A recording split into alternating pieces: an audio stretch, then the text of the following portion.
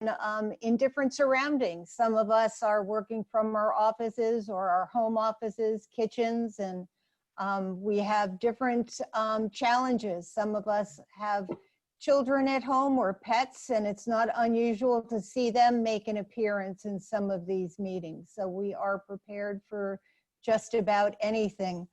I want us to take a walk down memory lane from maybe not too far ago, maybe just about 10 weeks ago, where we were and what was going on. If you recall, we had just finished the ACC women's basketball tournament, and we were just starting the ACC men's basketball tournament. The first round had finished. It was actually the biggest men's first day tournament in history. The second day was starting, and they were starting to talk about maybe having a tournament with no fans in the stands.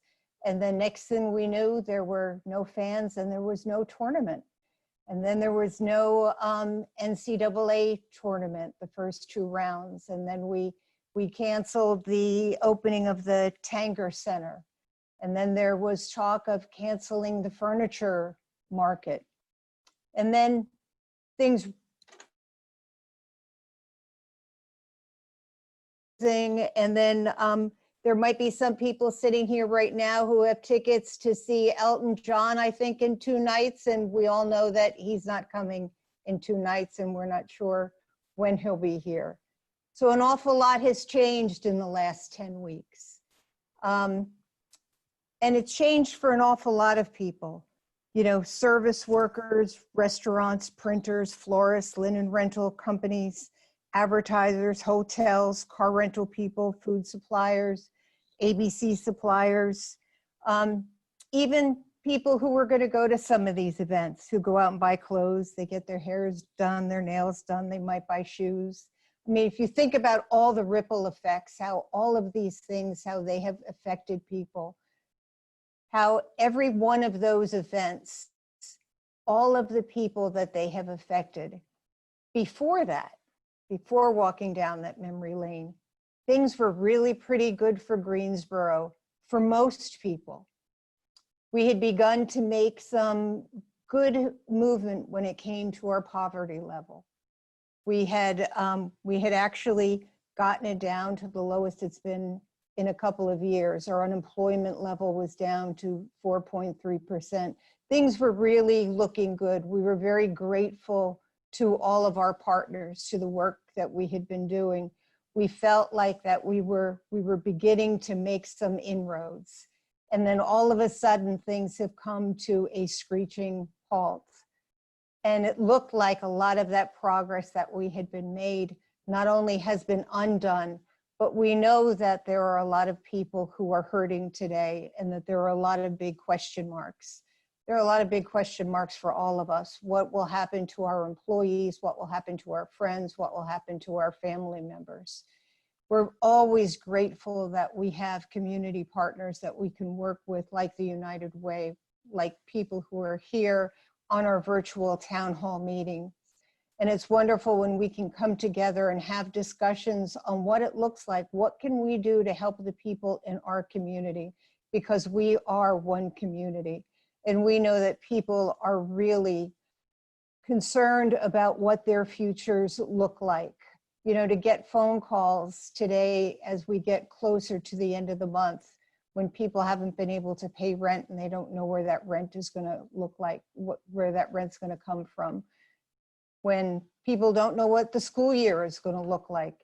We certainly are, you know, that word uncharted territory has been used so many times and it's been overused, but really what other word is there to use at this point? We really are in uncharted territory. So who better to start off this conversation than Michelle Gethers-Clark, President and CEO of the United Way of Greater Greensboro. I always love to speak before Michelle because you don't want to speak after her, because she is one of the best speakers, not only in Greensboro, but anywhere in the world. So I want to turn this over to Michelle. Michelle, are you there? I am here. All right. And so I would like for everyone to join me and say $25,750. Can everybody do that? $25,750. That represents a family of 4. When that is their income level, they are living in poverty. And unfortunately, there are a lot of people who not only are not making $25,750, but the number has dramatically moved to 0. And we have come together not because of COVID-19, not because of coronavirus, but because we're a strong community. And the United Way of Greater Greensboro just felt that there was no reason for us to wait to bring our community together to actually solve the most critical issue that faces us. And that critical issue is the economic mobility of every child, every adult, and every family. It has been called into question, not just because of COVID-19, but because the economic prosperity of every child and every family is under question. And so we come together today. The United Way is kicking off its strategic planning process, and we decided to do it differently. We decided that we were going to engage the entire community in strategic planning for a nonprofit that is 98 years old in Greater Greensboro. We decided that it was important for us to come out into the public square and talk about how we can work together so that every child has a bright future, every mother and father can provide that bright future because their future is bright, because grandparents can love on their grandchildren so that they can see a brighter future. And as we think about the future and the current state, we have a friend of ours here today, and his name is Arthur Samet. He is the president and CEO of Samet Corporation, which is based right here in Greensboro, North Carolina. It is a family business with deep roots. Arthur and his business and his family are advocates of the Piedmont Triad area. And he has a few remarks to share with us. So Arthur, I'm going to turn it over to you. All right. Thank you, Michelle. And Nancy, you're right. You never want to follow Michelle. So my comments will be brief, but Michelle asked me to just talk a little bit to get us engaged and started with this call. And our company is a decent sized company that operates in the Southeast, but when you talk about economic mobility, our family showed up here about 100 years ago. And as immigrants, didn't have a whole lot of opportunity, but this community was supportive and was able to provide opportunity. And each generation has been able to leave the next generation in a better place. And that's part of our culture and part of our values as an organization and as a family, to ensure that we're leaving the community in a better place than we found it. And we've talked about the current environment and being unprecedented. And I think it's all created, while we were all engaged and active and supportive, it's created a different lens for us all looking forward, being in this unprecedented time. But with that, I think it's important for us all to think about being engaged in collaboration. And that's what this strategic plan is all about, is getting the community and the constituents here on the call to be engaged. You know, there's a lot of talk about Zoom and the elimination of office space, and everybody's going to be able to work remote. And I can tell you, I am on a polar opposite of that. I am not as smart as I am around my team. and having discussions and collaboration and interaction.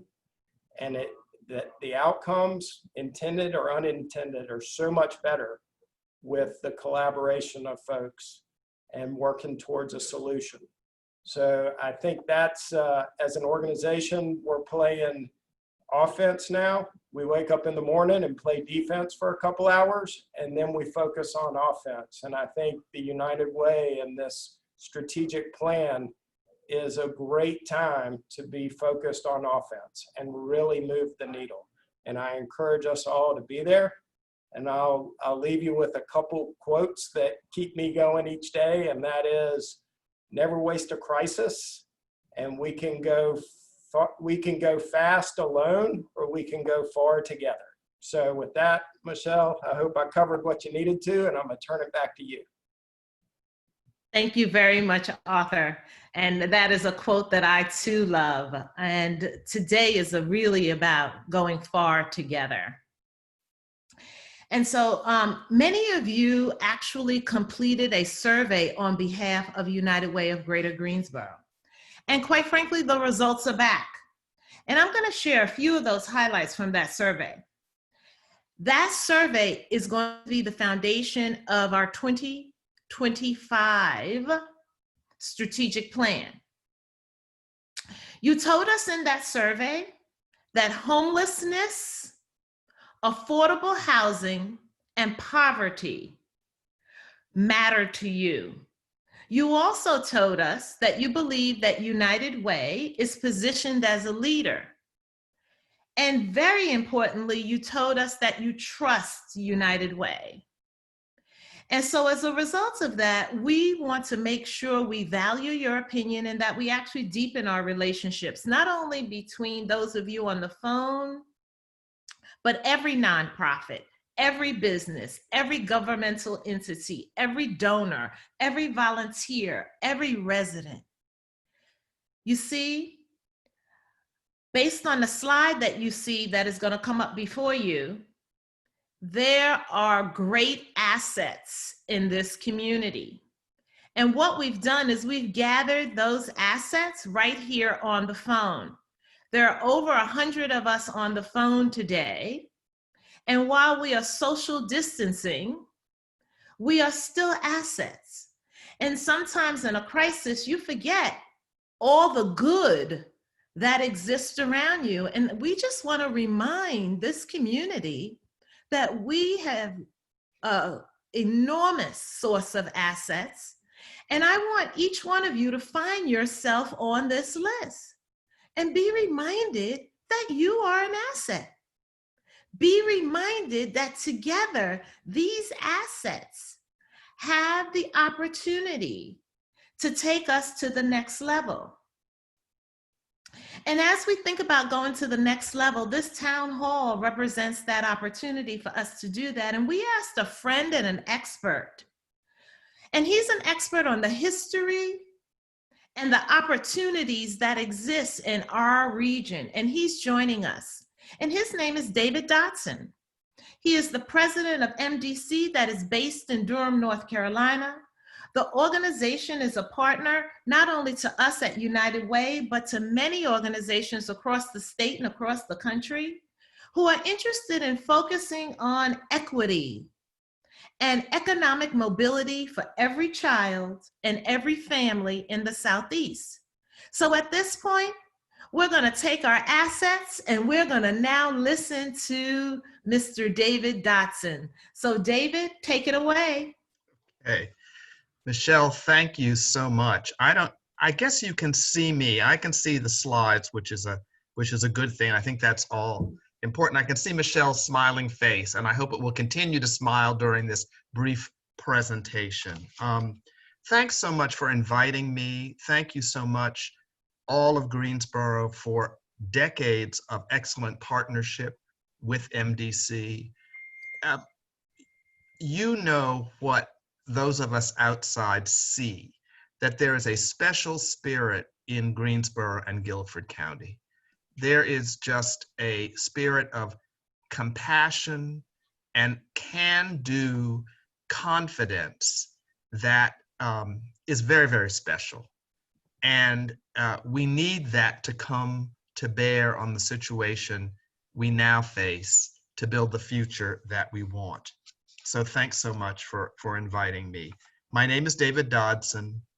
I'm the president of MDC. This is my signal for the next slide. So I'm pointing to the next slide. And we are based in Durham and are a 50-year-old organization that grew out of Terry Sanford's North Carolina Fund, the first statewide effort in the country to try to address the causes of poverty.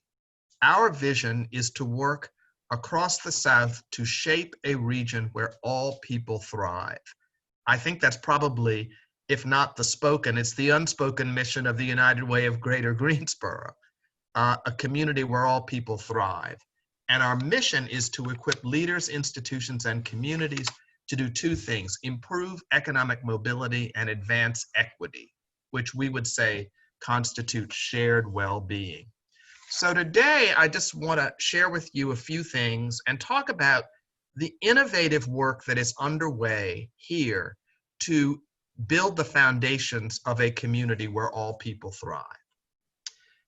This crisis of COVID has exposed how many people are economically insecure, living paycheck to paycheck, particularly those at the bottom third of the economy.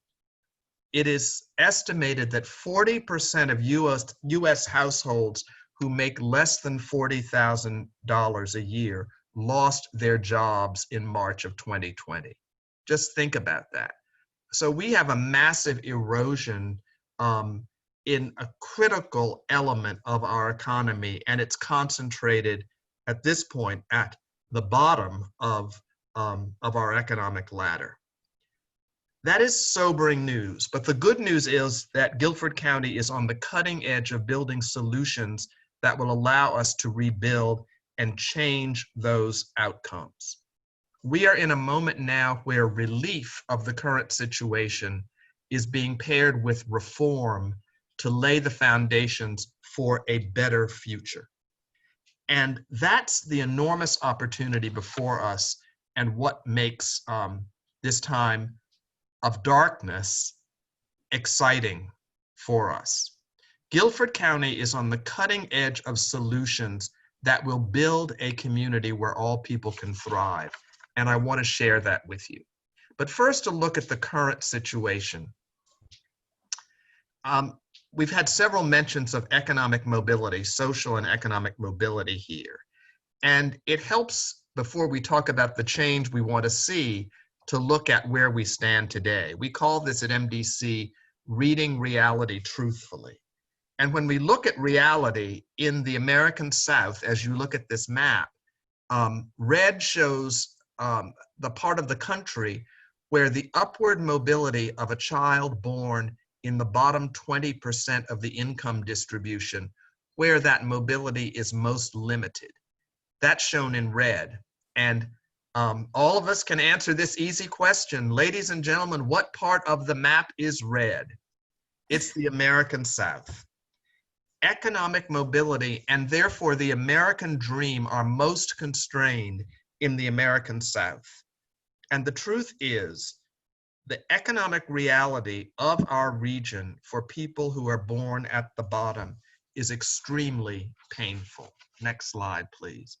And what's true in the Greater South is also true in Greensboro.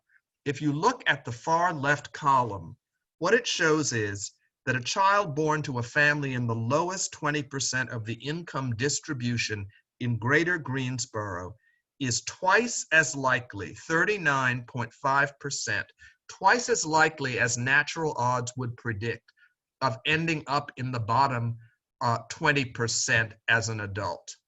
If the odds were even, those bars would be evenly spaced. But twice the natural odds of ending up at the bottom if you're born at the bottom is not a picture of a community we can tolerate. There's a saying that I like, and I think you probably like it too. Where you start out in life should not determine where you end up. What this chart shows us, sadly, is for too many people, children born at the bottom, where they start in life defines where they grow up. And it's even more difficult to get beyond that point if they're born poor. These are the things we have to change. Next slide. And you know that. As Michelle said, in the survey that was recently commissioned by the United Way, a majority of donors, 90% said that, not over 90%, that poverty is a significant problem in the Greensboro area. What the previous slide shows is that this poverty is structural and systemic, not simply a function of bad luck or poor choices by people who are poor. Too much and too often, for everyone in the South born poor, where we start out in life determines where we end up, and that's incompatible with the thriving community we want. The survey also said this, and Michelle mentioned it, it's worth reinforcing. You have here in the United Way an institution which you trust and believe can be the agent of change. And that's why the 100 of us gathered here virtually are here, is because we have the problem, we have the organization, and we're building the wherewithal to change these unacceptable outcomes for children and families in our community. We're in a time that requires two things.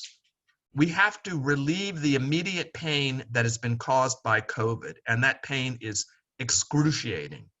But at the same time, we have to build for a future so that the status quo before COVID is not the status quo that we will inherit after COVID disappears. We've got a twofold challenge: respond to the here and now and build the foundations for a future that will erase those disturbing charts I showed at the beginning. Jim Joseph, who's pictured here, was the board chair of MDC, the ambassador from the US to South Africa, professor at Duke, and a longtime civil rights champion. He was also the chair of the Louisiana Disaster Recovery Foundation, which was put in place after Hurricane Katrina struck New Orleans now, 15 years ago. It's stunning. Jim reminded us of there are three phases in responding to a crisis. There is relief. There is the need to help people who have lost their incomes and their jobs get back on their feet. There is recovery. There's returning to a better place. But if recovery is just recovery to the status quo that was replicating unacceptable outcomes, recovery is insufficient. We have to move from relief through recovery to reform. And that's one of the messages I want to leave with you today. If there are a few things you take away, let's remember this. Recovery is insufficient because recovery replicated problems that concentrated poverty. Greensboro and the South have to move from relief through recovery to reform. So what does reform look like? At MDC, we believe in something called the infrastructure of opportunity. You know, you think about infrastructure, what do you think about? Roads and bridges and sewers and things that move something from one place to another. Well, we need in our communities an infrastructure of opportunity that can move people who begin life in the bottom to a better place. It's the same concept. What that infrastructure is a combination of systems and supports that can boost everyone from where they start to where they are capable of being.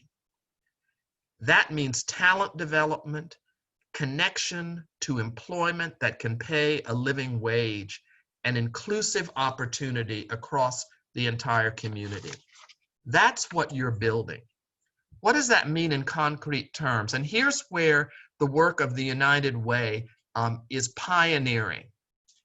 We believe, and we're partnering at MDC with the many community organizations through the United Way in something called an integrated services delivery approach. This is a comprehensive way of providing 3 kinds of activities that help low-income families and adults stabilize their lives, prepare to move forward, and then sustain the gains they have and move from poverty to security. Integrated services combine work, health, and income supports, what we might call the safety net, with the escalator functions of education and career advancement and financial education and coaching. And all those things in combination provide the means to help low-income adults and families stabilize their finances, connect to better paying jobs through education, and then consolidate those gains so that they are not lost in a downturn. Think for a minute about, and I thank our speaker at the beginning who talked about his family origins. How did each of us or our forebears get from a place that may not have been good to a place that was better? We worked for stability. We found ways of uplift through education. We connected to employment or created it through our own businesses. And then we learned how to save and invest so that we would not lose what we had gained. What we're talking about in integrated services is providing that infrastructure of opportunity for families who now are starting out life in a less desirable place, or who have been put there, quite frankly, by the COVID pandemic. Now, I said that Greensboro is already on the path of putting in place what we need for the future, and frankly, what the South needs for the future. Already through the Family Success Centers that the United Way is supporting in partnership with the Guilford Child Development Center, we are helping families with young children move successfully through the many indicators of self-sufficiency and move up that escalator to greater economic security and success. Through these bundled and aligned integrated services, the families in Family Success Centers are experiencing gains across education, economic security, employment, and savings that are far greater than families who are not participating in that kind of demonstrated program. In other words, we have a model of success here in Guilford County that is doing exactly what the South needs to do, helping people move through their own effort with deep support from a place of dependency to independence, from insecurity to security. I mentioned that that work is being coordinated by the philanthropic and nonprofit sector. I also want to give a shout out to the private sector, because there is no mobility without employment. And you are blessed with a committed employer, Lincoln Financial Services, who is helping on their end to publicize the jobs that are available for people who go through this life-saving program, committed to interviewing people, coaching people, and then recruiting folks so that they can enter the pathways to economic security. There cannot be success without an employer willing to do what Lincoln is doing. So thank you, Lincoln Financial.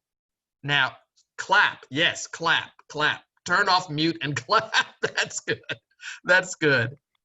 Now, we've got Family Success Centers operating in Greensboro, 2 of them. But the picture, the vision of what ultimately needs to happen is a broader vision. And the United Way is committed to putting that broader vision in place. MDC is privileged to be helping with it. This is where we move from individual success centers to something we call an ecosystem of support that can lift significant numbers of families, adults, and dependent children forward using that model. You see here a lovely, complicated drawing. It is a masterpiece of complexity that will come to be the picture of truth in Greensboro and Guilford County about a highly networked interface across nonprofit organizations that serves as a basket, an ecosystem of support for multiple hundreds, thousands of low-income families in Guilford County.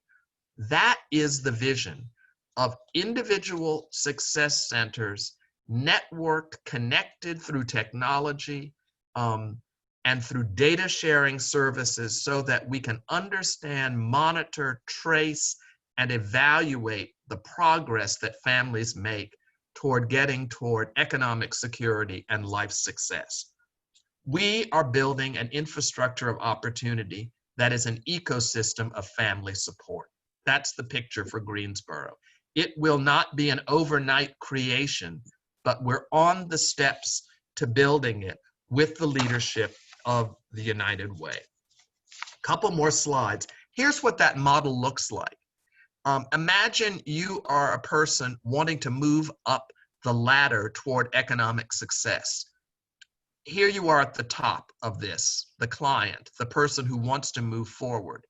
We envision many ways of connecting online, face-to-face, via telephone, with an intake system that will connect to those three critical elements of integrated services: work supports, education, and financial education and coaching. The three elements that have been proven by evaluation to lift poor families to a better place. We then want to put in place the infrastructure to track progress and goals so we can see what is working, replicate those effective things, and monitor and produce greater efficiencies across the ecosystem. And it's by doing this, by having multiple points of intake that make it easy for a person to find the entrance points to that way forward. Integrated services that speak to multiple dimensions needed to advance your life, and then a support infrastructure to make sure that programs are efficient and as productive as possible. This is how we build the infrastructure of opportunity. This is the engineering work that's going on behind the scenes, day in and day out, headquartered and captained by the United Way, to build the future ecosystem that Greensboro and Guilford County will put in place to reduce poverty. Integrated services have been assessed and evaluated to show that this approach of work supports, education and workforce training, and financial education increase the odds by 3 or 4 times that a family can achieve a major economic outcome, either increased education, employment, income, and financial security, and very frequently multiple outcomes on that list. That's enormous. This is what transfers that map that is red to a map that is no longer red. It's making sure that families can navigate to these success points with the help of an integrated system that permeates the community. There's also another benefit that we're beginning to explore with the integrated service delivery network, and that's the contribution that this can make to something called the social determinants of health. We all know that a successful community is a healthy community. And we know that the social determinants of health frameworks tell us that 40% of health outcomes are determined by social and economic factors, more than any other set of factors. If people are struggling economically, their health is compromised. If people are successful economically, their health is enhanced. And we clearly know, if we're getting no other message now, that fragility in health means fragility in the society as a whole. So think about integrated services as a way not only of lifting families up, but beginning to contribute to an overall uplift that includes having a healthier community. This is powerful. And I'm not just speaking in Music Man, Wizard of Oz generalizations. These impacts have been demonstrated by rigorous evaluation to be effective. This is the path we're on in Guilford County. So I think what we're building here is really the foundation of a structure that can begin to position Guilford County to work on the many forces that keep families poor. This is a chart, a picture that we like to use at MDC. It talks about the multiple factors, we call them cloud factors, that reinforce poverty and can cause families to lose positive economic mobility. There are many of these factors, and they make exiting poverty complicated. But what this drawing shows you, if we can put in place in the center of this an infrastructure of opportunity that can help families navigate this cloud, we can overcome their downward pull and find a systemic way of moving families forward. This is the picture, and it is within our reach. So in closing, I want to share with you a quote that has always meant a great deal to me. I went to divinity school. I am not a licensed preacher, but it's time for a little sermon at the end of this talk. And this comes from an unlikely person for the South, perhaps, Sister Mary Clare, who was an English mystic. And she said this, and boy, is it ever true today. We live in a time when things are unraveling. And if you know anything about weaving, something that is unraveling cannot be patched together. Our task in a time when things are unraveling is not to mend what is coming apart. Rather, we must build the loom on which the new pattern will be woven. That is what we are doing. The United Way of Greater Greensboro is building the loom on which a new pattern for Guilford County and Greensboro can be woven, so that we and our neighbors will ultimately enjoy the local benefits of greater equity, economic growth, resources for the public good, fewer social problems, and even the possibility of greater happiness. So that's my story. It's really a story of challenge and congratulations. Challenge, the challenge of stalled mobility, and congratulations for the vision and fortitude of the United Way and you partners for building the infrastructure of opportunity through integrated service delivery. Thanks very much for listening, and I look forward with my colleagues at MDC, Ralph Gildehouse and our team, to helping you continue to build what you and the South sorely need. Thank you. Thank you very, very, very much, David. We are going to allow the opportunity for people to ask questions. So if you have a question, if you would go into the chat box, my team is monitoring the chat box. Go ahead and put your question in the chat box, please. And if there's a question that we don't get to, we will follow up with you later. So again, the chat box is there for you to use. I hope that everyone saw themselves on the list of assets that I shared earlier. And at the end of the day, this work can only be done if those assets somehow come together and we weave our threads together. Many of you who've joined this call today, there are almost 150 of, there are 121 of us at this point on the call. And we're going to be calling you. We're going to be calling you, and we are going to ask you to join the strategic planning structure. And this is how we are going to organize and focus our resources and assets. We will be calling some of you to say the join us in and confirming the methodology that we're going to use to address generational poverty through a lens that considers race and equity, structural challenges, as we create more economic mobility, that we stop the madness that a child can never leave poverty.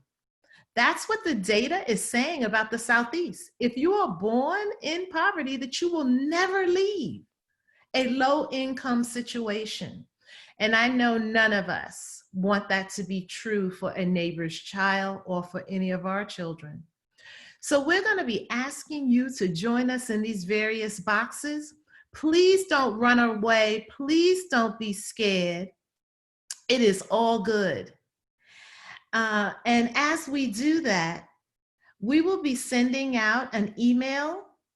Not this week. We're going to let you enjoy Memorial Day weekend, but we're going to be sending out an email next week because some of you may have already decided which asset you want to lend to this work. It is more than noble. I think it will bring great joy to all of us to be a part of the solution set that allows us to truly be the first Southeastern city to end generational poverty. And it sounds lofty, but I tell you, we've got to put families to work, one family at a time. We've got to make sure that children get the best education they can, one child at a time. It actually is possible. And so I want to thank you for spending this time with us. And then I want to go into the chat box to see if there are any questions. And I am in the chat box. And wonderful presentation. Did you reach out to the Opportunity Task Force in Charlotte to receive learnings from their efforts to promote economic mobility in Charlotte? So the answer to that is yes. And not only have we reached out to them, we actually sit on a panel of cohorts together around this very topic through NC State. So thank you for asking that. We know about that initiative, especially where they started to localize it in specific communities, especially housing communities, public housing communities. So thank you very much for that question, Rhonda.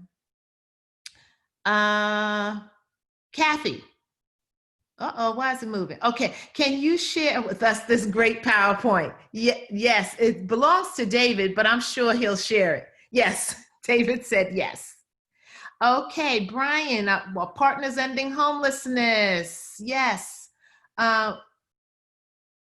Recovery coming from, I'd love to learn more about the reform needed ahead.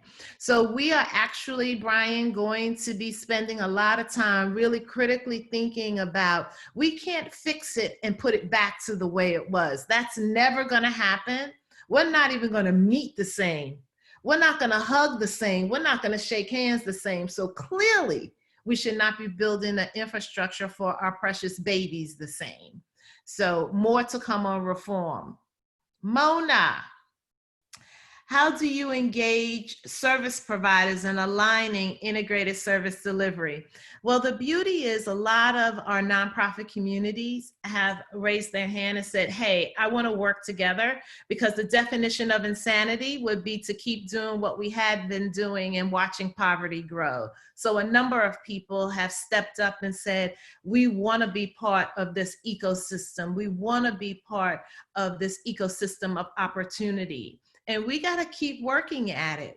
And it's not about being funded. It's about collaborating and bringing our assets together. So thank you for that. And we've got to keep moving. And for those of you who sit on boards of directors, which is most of you on this call, it's important to find opportunities to collaborate. Okay.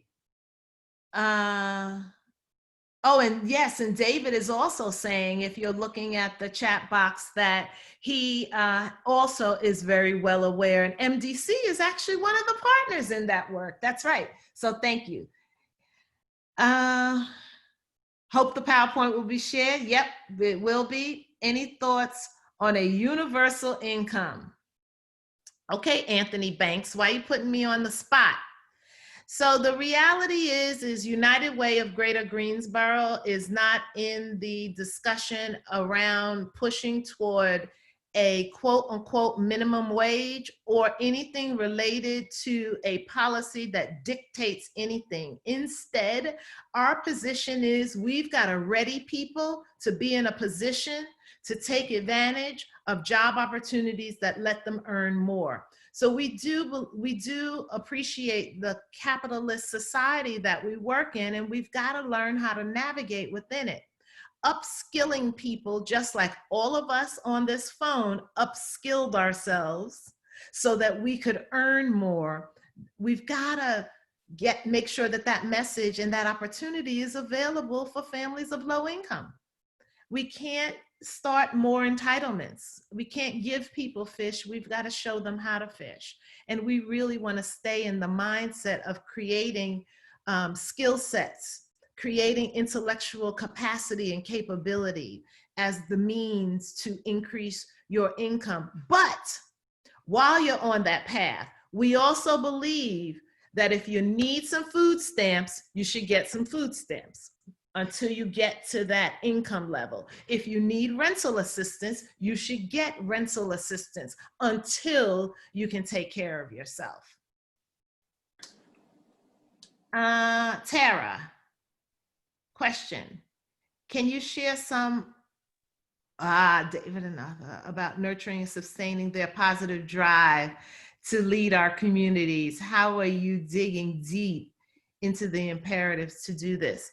I'm gonna, so David, can you see that question from Tara? Okay, can you come off the mute and kind of share what keeps you going? Yes, you are back on mute, David. David, unmute. Okay. Am I off that? Yes. I think community organization is a critical element of building this infrastructure. I think that's what's implied in Tara's question. And one of the ways we can do that is simply to connect with people and ask them about their aspirations. What do they want for themselves and their children? We will find a universal answer for that. And the way we build a really functioning infrastructure of opportunity is to engage people directly affected in helping to build and inform what the solution looks like.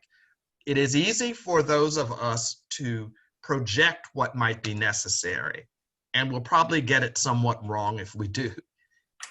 The solution is much better when the voices of people affected shape that. So these are as simple as having home-based meetings, community meetings, asking people in schools and libraries, in churches, on street corners, what do you need? What have you struggled with in trying to get ahead? That's how we find out how well our current systems are working and how they need to be redesigned. There's a little phrase we use at MDC a lot, and it's every system is perfectly designed to get the results it produces. So we have some systems out there that are perfectly designed in getting outcomes that we don't like. And how do we find out how they work? Ask the people who are trying to navigate them. Where did they run into trouble and what might they suggest be different? It's a great question, Tara. And this really hangs on the importance of community organizing and engagement to help design and implement a solution. Hope that was helpful. Yeah, you know, we have to deal with our realities in a sensible way, Tara, you know, which is what pragmatists do, right? And so it's got to be about us lending our assets. And I call on people a lot. A lot of you on this phone have gotten calls from me, right? And it's not always that I'm shaking you down, asking you for money, but it is, how do we think together? We've got to think together on this. This cannot be a dictate from the United Way. We have been studying this diligently for the last 5 years. So it's not that we're coming Johnny come lately. We are practitioners at this point. And as practitioners, that means we've got to share our knowledge. And so today is about unearthing a different way of doing strategic planning. Our board of directors is extraordinary. Many of them are on this call today, but we decided to allow authorship to be a co-authorship with the community so that we can fully own this thing and move this thing forward together. So that's one of the ways that we're just trying to be pragmatic about this. Okay, great information shared today, and thank you. Yes, so thank you. So I see that the time is getting near, and one of the things we want to be guilty of is not taking up too much time on Zoom, but instead making sure that we had this opportunity to spend time together, and that we had the opportunity to hear from a subject matter expert on the opportunity. We've got enough doom and gloom. This is about the opportunity. So I would like for everyone to really be thinking about what is it that you can lend to this work, authentically lend to this work. Even when we're social distancing, we can still solve problems. And so I want to make sure that we are in the solving problem mindset across our community. And so I thank you very, very, very much for your time today. David, I thank you. Arthur, I thank you. Nancy, I thank you for lending your voice to this work. And we're going to end with the number that we started with. And altogether, we are going to say $25,750. Okay, here we go. $25,750. When a family of 4 lives on that income or lower, they are not doing well. And we have got to be the lieutenants and the enforcers of well-being, economic mobility. And I want you to have a number in your mind when you think about a family of 4, that we've got to get them above that number. And if we all make that a mission for our community, we will all be better off. And so I say to you today, thank you for your time. Thank you for your energy. Thank you for your willingness. And together, we will move families out of generational poverty. Have a great day, and thank you for Zooming with us. Thanks, Michelle. Okay, bye. Thank you. You're welcome. Thank you. Thank you. Thank you, everyone. Thank you. Yes. Good job, Michelle. Thank you, guys. Great. Thank you. Bye. Thank you, Michelle, David. Appreciate it. Oh, you're welcome, Brian. Thank you. Bye, Jay Webb. Bye, Tara. Bye, Mona. Bye, Fanta. Bye, Lucy. Bye, Terrence Williams. Bye, Crystal. Bye, Randall. Bye, Charles. Bye, Edward. Bye, Alexa. Bye, Manuel. Bye, Susan. Bye, Taylor. Bye, Susan. I got a lot of Susans. Bye, Julie. Bye, Rashad. Bye, I'm Michelle. doing? Miss Gladney. Bye, Daryl, Aaron, Pastor. Bye, Sharon Hightower. Jamila. Farewell, everyone. They're leaving me slowly but surely. Bye, Norman Samet. Farewell, everyone.